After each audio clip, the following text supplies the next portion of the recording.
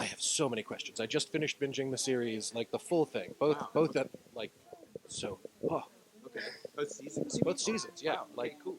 10 minutes before I came in, I just finished, and I was like, because I was like, is he going to come forward? And then you're just like, oh wait, who's that at the door? Oh hey. Wow. Have you Yeah. seen any of season 3? Not yet. Okay, cool. Okay. So like, how is Cal going to deal with like kind of Eddie taking the torch from you? It's not quite you Yeah. passing it off. Well, no, that's right. It's not. I think initially, at the beginning of season 3, you see that there's been an effort to try and kind of sharing or whatever that would look like. But pretty rapidly that changes, for quite dramatic reasons. And essentially Cal can't handle being number 2. And there's a reason for that. And the reason is pretty much the arc of this entire season for me, for Cal, which is that he leaves. I think it's safe to say that, and comes face to face with some really painful truths about himself and about what he's been through in his life, and kind of explains, I think, in some part, why he needed that position of power and why he's tried to make himself safe and invulnerable and powerful in that way. Because as cult leaders go, he's not in it really for the money. He's not really in it for sex. He's a really bad cult leader if you think about it. Well, there may be some cult leaders that are overtly like that. I think that there are some televangelists that are probably like that. But I think the people that start their own religions, it's always a bit more twisted. Like some part of it is for real.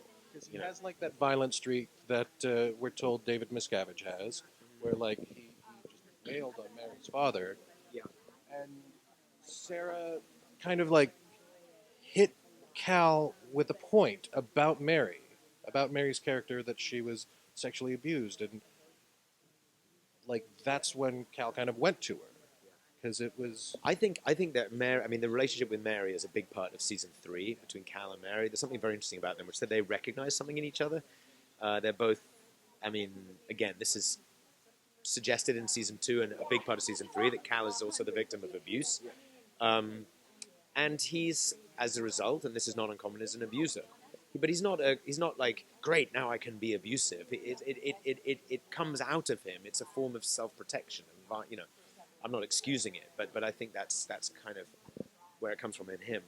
So in this season, I think it's very interesting to see those two damaged people kind of dance around each other and attempt to get past all of that stuff to something true. Because he is a very empathetic character. Like, he cares deeply about helping people, it seems. Yes, I think he does care about the message of the movement because it's the thing that's ruined him as a person. It's also the thing that saved him.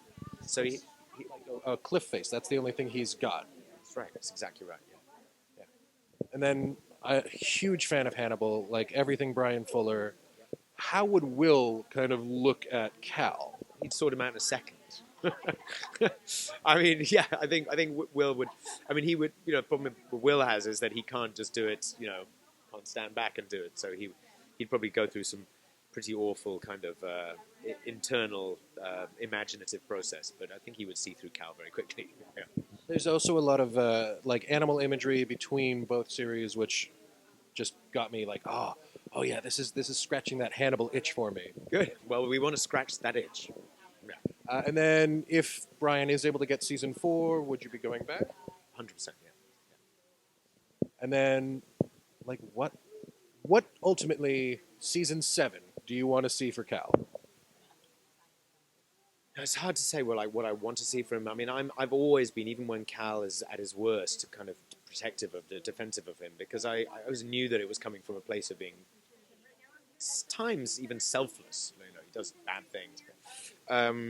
But story-wise, I don't know. Either I want him to be redeemed, or I want him to go to prison.